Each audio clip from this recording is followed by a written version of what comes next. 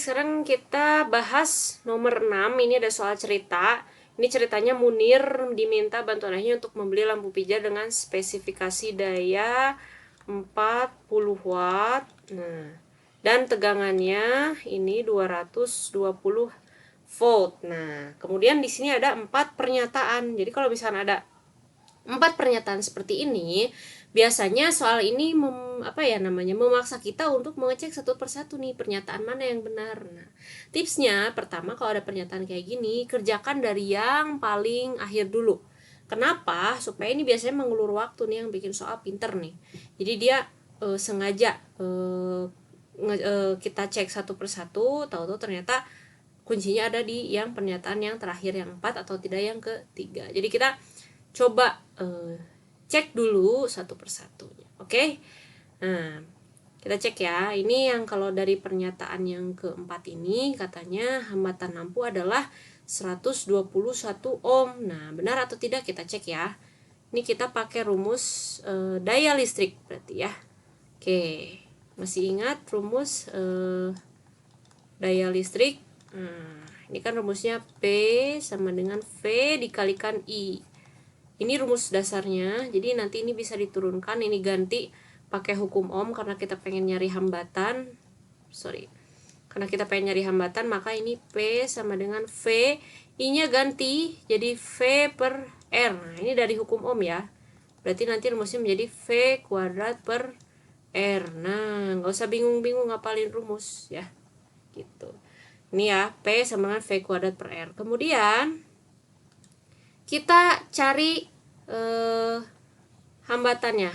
Nah, ini dari rumus P sama dengan V kuadrat per R, maka R-nya sama dengan V kuadrat per P. Nah, ini berapa nih V-nya? 220 kuadrat dibagi 40. Ini 220 kuadrat itu 484, ini nolnya 2 karena dikuadratkan. Kemudian ini 40, coret ya. Ini jadi tinggal 1210 ohm. Nah, ini dia hambatannya. Berarti ini otomatis pernyataan yang keempat adalah salah. Berarti ini salah ya. Nah, ini salah. Kemudian pernyataan yang ketiga. Uniknya pernyataan yang ketiga, ini katanya lampu akan menyala dengan daya 10 watt jika diberi tegangan 110 volt. Nah, kalau kita udah tahu hambatannya segini, yang ditanyakan lampu akan menyala dengan daya 10 watt jika diberi tegangan 110 volt. Tegangannya lebih kecil daripada tegangan yang dianjurkan pada spesifikasi lampunya. Nah, caranya kan kita nyari P-nya nih. Kita nyari P-nya, maka kita masukkan V kuadrat yang ini ya, V kuadrat per R lagi. Nah, ini tadi pernyataan 4 ya, ini tadi pernyataan 4. Nah, ini masukkan V kuadratnya katanya 110 volt dibagi R-nya ini 1210. Nah, ini jadi 12100. Ini 1210. Coret tinggal 10. Nah, berarti pernyataan yang ketiga adalah benar. Nah, ini ada pernyataan ketiga, ini ada pernyataan ketiga, ini ada pernyataan ketiga, ini salah. Berarti yang A salah ya, di pernyataan ketiganya sudah benar ya. Gitu. Kemudian pernyataan yang kedua. Nah, pernyataan yang kedua. Ini kalau misalkan pernyataan yang keduanya salah, otomatis kita sudah tahu jawabannya yang mana. Berarti yang 1 dan 3. Kita cek dulu pernyataan yang kedua. Lampu akan menyala maksimal dengan daya 40 watt jika diberi tegangan 300 volt.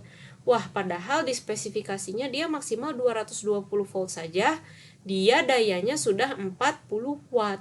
Otomatis ketika dia diberikan tegangan yang lebih besar, maka lampu ini akan rusak. Bukan berarti dia tetap jadi 40 watt ya. Mungkin dia akan menyala lebih terang, tapi dia akan langsung mati gitu karena dia rusak. Kenapa rusak? Karena dia tegangan yang diberikan itu melebihi dari tegangan yang dianjurkan pada lampunya. Berarti pernyataan yang kedua ini salah. Lalu bagaimana tegangan yang diberikan itu lebih kecil daripada tegangan yang dianjurkan? Maka kasusnya seperti pernyataan yang ketiga. Tegangannya dia lebih kecil daripada tegangan yang dianjurkan, yaitu 110 volt, maka nanti nyalanya hanya 10 watt. Berarti gimana, Bu? Berarti jadi redup dong. Betul, jadi redup. Begitu. Dia bisa menyala tapi lampunya jadi redup. Kenapa? Karena dayanya tidak maksimal. Nah, sudah ketahuan nih pernyataan 2 ini salah. Otomatis kita bisa mengeliminasi yang B dan yang D, maka jawabannya adalah yang C. Bu, nomor satunya dicek tidak? Tidak usah. Karena ini PG langsung saja jawabannya yang C. Ya, jadi kalau tipsnya untuk mengerjakan soal dengan pernyataan seperti ini, biasanya di soal-soal UTBK itu tipsnya seperti ini. Nah, cuman Bu, saya penasaran nomor 1 bener apa enggak nih, takut salah silahkan. Cuman itu menghabiskan waktu biasanya kalau soal PG, oke? Nah, itu dia jawabannya. Lanjut ya. Nomor 7. Nah, ini soal PG yang terakhir. Kita masih ngomongin tentang daya juga ini. Ini katanya ada TV. Nah, TV ini dia dinyalakan rata-rata waktunya ini 6 jam dalam satu hari. Nah, 6 jam dalam satu hari. Dia dihubungkan dengan tegangan 220 volt dan memerlukan arus 2,5 ampere. Harga listrik 1 kWh ini 1 kWh-nya sama dengan 15 rupiah. Nah, ini murah, 15 rupiah. Nah, TV tersebut memerlukan energi listrik per hari. Oh, berarti kita cuma hitung dalam satu hari ya. Oke. Pertanyaan pertama yang harus kita kerja adalah kita cari berapa sih dayanya. Nah, berarti pakai rumus yang tadi, P sama dengan V dikalikan I. 220 dikali 2,5.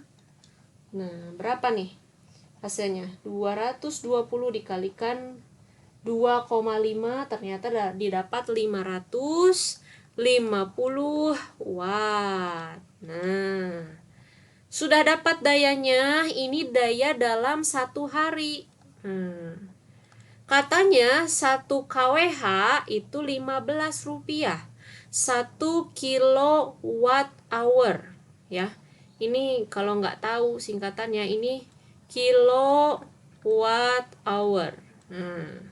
Karena ini masih dalam watt, ya, maka kita kalikan dulu nih berapa dalam satu hari ini nih dia berapa jam. Nah, kan ini ada hournya ya, kita kalikan berapa jam. Berarti nanti di sini totalnya adalah 550 watt dikalikan 6 jam. Maka di sini didapatnya 550 dikalikan 6 jam adalah 3.300 watt hour. Ya, 3.300 watt hour. Karena dalam kilo, maka kita ubah menjadi 3,3 kilowatt hour. Ya, ini total daya ya. Nah, ini total daya dalam satu hari ya. Ini dalam satu hari. Nah, yang ditanyakan berapa harganya nih, totalnya nih yang harus dibayar ya untuk TV satu hari. Nah, TV satu hari. Berarti kita kalikan ini. Sudah dalam kilowatt hour, tinggal dikalikan yang harus dibayar. Nah, ini nih. Yang harus dibayar ya. Ini yang harus dibayar. Berarti tinggal 3,3 kilowatt hour dikalikan berapa ini? 15 rupiah. Maka hasilnya ini dapat 49,5 rupiah dapat hasilnya. Ya, Berarti hasilnya yang D. Nah, itu dia. Kalau misalkan yang ditanyakan berapa energi listriknya dalam sebulan, berarti nanti ini kan dalam 1 hari nih. Kalau dalam sebulan, dia tinggal dikali berapa? 30. Biasanya hitungannya 30 ya. Kalau nggak dituliskan dalam 1 bulan itu berapa hari. Biasanya 30. Jadi tinggal 3,3 kali 30. Kalau ditanyakan dalam 1 bulan. Ya, gitu.